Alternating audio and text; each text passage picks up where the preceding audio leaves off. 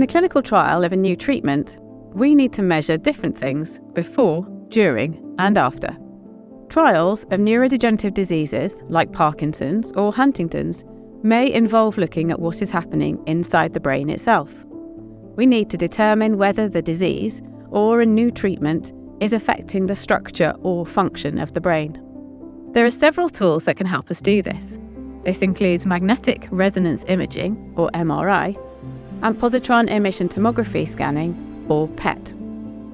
For any kind of brain scan, it's important to feel comfortable, so wear loose, comfortable clothing with no jewellery, belts, or other metallic objects. An MRI uses a strong magnetic field to take pictures of the structure of your brain. Due to the use of magnets, it's important you go through a safety assessment before you proceed with the scan to make sure you're a suitable candidate for MRI. Next, you'll be asked to lie on a bed, and your head position will be stabilised to limit head movement. It's essential to keep as still as possible in order to get a clear picture of your brain. The bed is then moved so that your head sits inside the magnet. You will be asked to lie still for between 30 minutes and 1 hour whilst the magnet takes images of your brain. This can be very noisy, but some people do find this quite relaxing and rhythmic.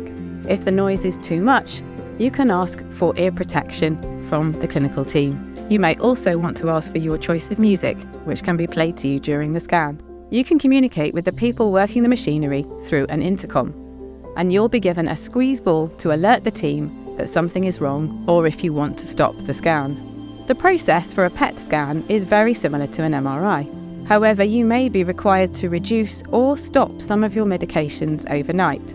The PET scan does not use magnets, but instead measures radiation given off by a radioactive drug, which is injected into a vein in your arm at least 30 minutes before your scan. The radiographer should make you as comfortable as possible. You will then go into the scanner and will be asked to lie still for between an hour and 2 hours.